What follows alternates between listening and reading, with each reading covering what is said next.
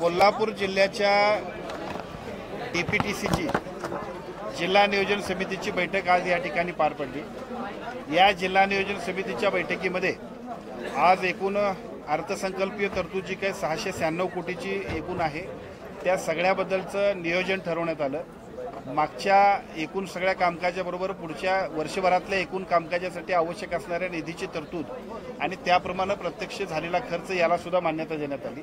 या सगळ्या मान्यतेबरोबर उद्या होणाऱ्या आणखीनही जिल्ह्यातल्या वेगवेगळ्या पद्धतीच्या सगळ्या विकास कामासाठी आवश्यक असणाऱ्या निधीची तरतूद करणं आणि त्याचबरोबर जिल्ह्याच्या विकासामध्ये एकूण जिल्हा नियोजन समितीच्या माध्यमातून आमदार महोदयांच्या माध्यमातून ज्या काही सूचना होत्या त्या सगळ्या सूचनांना अतिशय चांगल्या पद्धतीनं या ठिकाणी संमती देण्यात आली। विशेषतः जिल्हा वार्षिक योजनेमध्ये यावर्षी 696 कोटीची तरतूद आहे। या 696 कोटीच्या तरतुदीपैकी एकूण प्राप्त तरतूद आतापर्यंत जी आहे ती 696 कोटी आहे। या सगळ्या एकूण कामकाजामध्ये आता राज्यस्तरीय आणि जिल्हा परिषद स्तरीय एकूण सगळे जे काही कामकाज आहे ते सगळं कामकाज आता नियोजन केल्या पद्धतीनं पुढे जाते।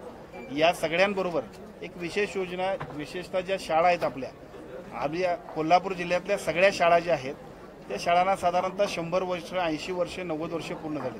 त्यामुळे या सगळ्या शाळांची दुरुस्ती करण्यासाठी एक अतिशय महत्त्वपूर्ण अशा पद्धतीचा उपक्रम आपण सगळ्यांनी घेतला आहे। 5 वर्षांमध्ये या सगळ्या एकूण शाळांसाठी एकूण जो निधी लागणार आहे तो डीपीटीसी असेल, जिल्हा परिषदचा स्वनिधी असेल, खनिज विकास निधी असेल, CSR असेल, सगळ्यांच्या माध्यमातून किंवा लोकसहभाग असेल सगळ्यांच्या माध्यमातून यासाठी आपण तरतूद करतोय।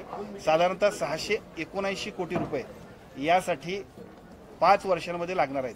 त्या सगळ्या 5 वर्षाच्या नियोजनाबरोबर त्यासाठीची आवश्यक असणारी या वर्षीची तरतूद साधारणतः 108 कोटी रुपये होतात।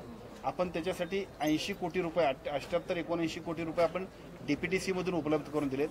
त्याचबरोबर जिल्हा परिषदच्या स्वनिधीमधून सुद्धा याच्यासाठी पैसे उपलब्ध केले आणि CSRच्या माध्यमातून सुद्धा पहिल्या टप्प्यामध्ये यावर्षी 357 शाळा अतिशय चांगल्या पद्धतीने दर्जेदार आणि चांगलं इन्फ्रास्ट्रक्चर असणाऱ्या मुलांच्यासाठी अतिशय प्रशस्त अशा पद्धतीच्या शाळा तयार होतील।